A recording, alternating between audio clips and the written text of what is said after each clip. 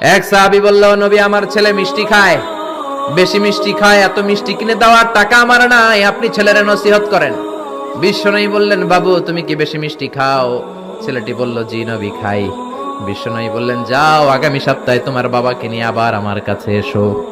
বিশ্বনবী পরের সপ্তাহে ছেলেরে বললেন, ও ছেলে মিষ্টি বেশি খেও না, এত বেশি মিষ্টি খাওয়ার টাকা দেওয়ার টাকা তোমার বাবার নাই, কম কম খাবা, তাহলে তোমার বাবার উপর ihsan হবে। ছেলের বাবা বলল, নবী এই কথা তো গত সপ্তাহে বলতে পারতেন। বিশ্বনবী বললেন, কেমন করে বলি, কারণ আমি নবী তো মিষ্টি পছন্দ করি।